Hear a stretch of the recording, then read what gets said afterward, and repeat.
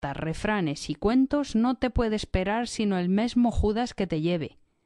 Dime, animal, ¿qué sabes tú de clavos, ni de rodajas, ni de otra cosa ninguna? Oh, pues si no me entienden, respondió Sancho, no es maravilla que mis sentencias sean tenidas por disparates. Pero no importa, yo me entiendo. Y sé que no he dicho muchas necedades en lo que he dicho, sino que vuesa merced, señor mío, siempre es fiscal de mis dichos y aun de mis hechos. Fiscal has de decir, dijo don Quijote, que no friscal, prevaricador del buen lenguaje, que Dios te confunda. No se apunte vuesa merced conmigo, respondió Sancho, pues sabe que no me he criado en la corte ni he estudiado en Salamanca, para saber si añado o quito alguna letra a mis vocablos.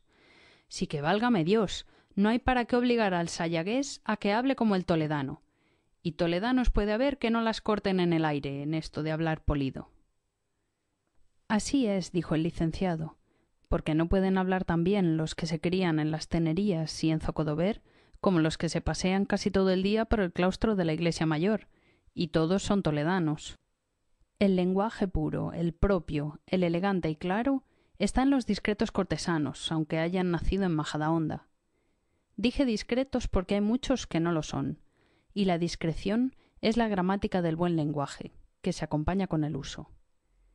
Yo, señores, por mis pecados, he estudiado cánones en Salamanca, y pícome algún tanto de decir mi razón con palabras claras, llanas y significantes. Si no os picarades más de saber más menear las negras que lleváis que la lengua, dijo el otro estudiante, vos llevárades el primero en licencias como llevastes cola. Mirad, bachiller, respondió el licenciado, vos estáis en la más errada opinión del mundo acerca de la destreza de la espada teniéndola por vana.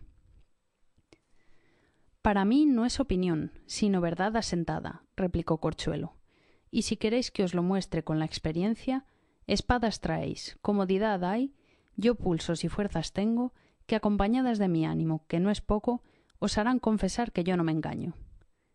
Apeaos y usad de vuestro compás de pies, de vuestros círculos y vuestros ángulos y ciencia, que yo espero de haceros ver estrellas a mediodía, con mi destreza moderna y zafia, en quien espero después de Dios, que está por nacer hombre que me haga volver las espaldas, y que no le hay en el mundo a quien yo no le haga perder tierra.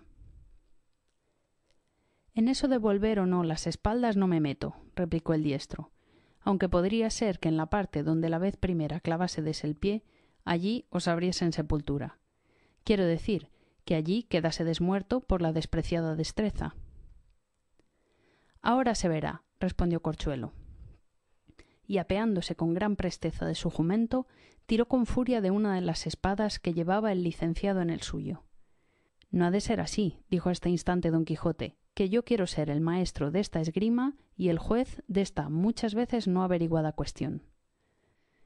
Y apeándose de Rocinante y asiendo de su lanza, se puso a la mitad del camino, a tiempo que ya el licenciado, con gentil donaire de cuerpo y compás de pies, se iba contra Corchuelo, que contra él se vino lanzando, como suele decirse, fuego por los ojos. Los otros dos labradores del acompañamiento, sin apearse de sus pollinas, sirvieron de aspetadores en la mortal tragedia.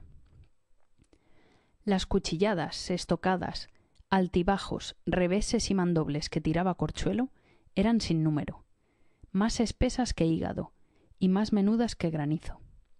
Arremetía como un león irritado, pero salíale al encuentro un tapaboca de la zapatilla de la espada del licenciado, que en mitad de su furia le detenía, y se la hacía besar como si fuera reliquia, aunque no con tanta devoción como las reliquias deben y suelen besarse. Finalmente el licenciado le contó a estocadas todos los botones de una media sotanilla que traía vestida, haciéndole tiras los faldamentos como colas de pulpo.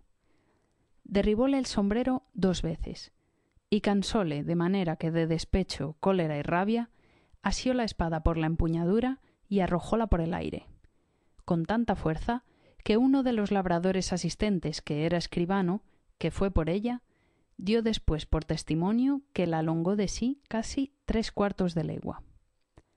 El cual testimonio sirve y ha servido para que se conozca y vea con toda verdad cómo la fuerza es vencida del arte.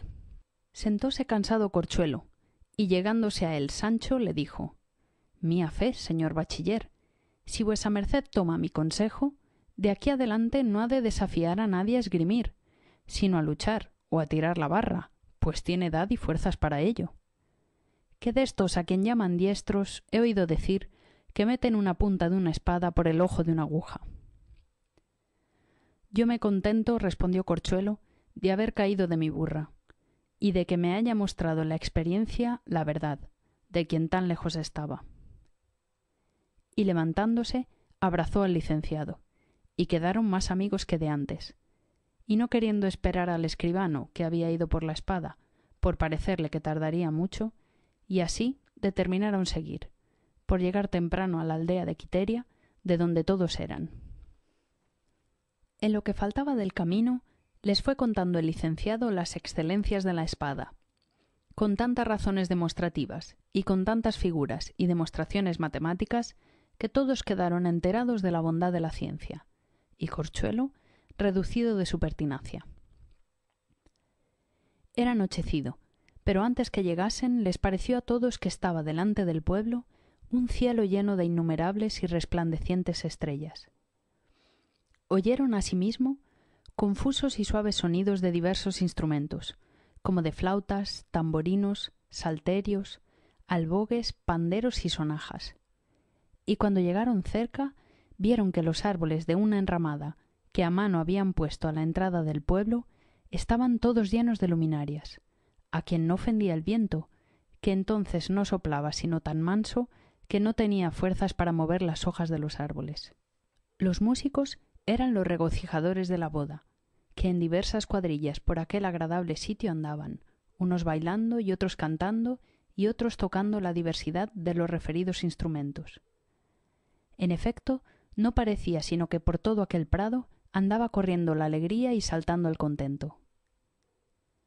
Otros muchos andaban ocupados en levantar andamios, de donde con comodidad pudiesen ver otro día las representaciones y danzas que se habían de hacer en aquel lugar dedicado para solemnizar las bodas del rico Camacho y las exequias de Basilio.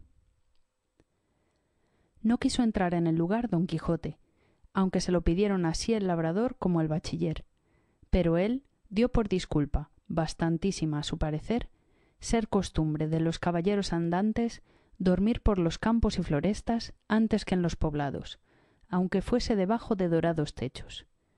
Y con esto se desvió un poco del camino, bien contra la voluntad de Sancho, viniéndosele a la memoria el buen alojamiento que había tenido en el castillo o casa de don Diego. Fin del capítulo 19. Capítulo 20, donde se cuentan las bodas de Camacho el Rico con el suceso de Basilio el Pobre. Apenas la blanca aurora había dado lugar a que el luciente Febo, con el ardor de sus calientes rayos, las líquidas perlas de sus cabellos de oro enjugase, cuando don Quijote, sacudiendo la pereza de sus miembros, se puso en pie y llamó a su escudero Sancho, que aún todavía roncaba.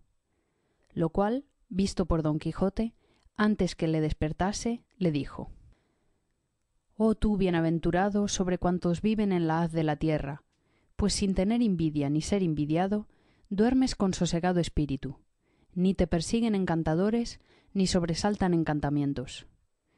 Duerme, digo otra vez, y lo diré otras ciento, sin que te tengan en continua vigilia celos de tu dama, ni te desvelen pensamientos de pagar deudas que debas, ni de lo que has de hacer para comer otro día tú y tu pequeña y angustiada familia. Ni la ambición te inquieta, ni la pompa vana del mundo te fatiga, pues los límites de tus deseos no se extienden a más que a pensar tu jumento, que el de tu persona sobre mis hombros le tienes puesto, contrapeso y carga que puso la naturaleza y la costumbre a los señores. Duerme el criado y está velando el señor, pensando cómo le ha de sustentar y mejorar y hacer mercedes. La congoja de ver que el cielo se hace de bronce sin acudir a la tierra con el conveniente rocío no aflige al criado sino al señor, que ha de sustentar en la esterilidad y hambre al que le sirvió en la fertilidad y abundancia. A todo esto no respondió Sancho, porque dormía, ni despertara tan presto si don Quijote con el cuento de la lanza no le hiciere volver en sí.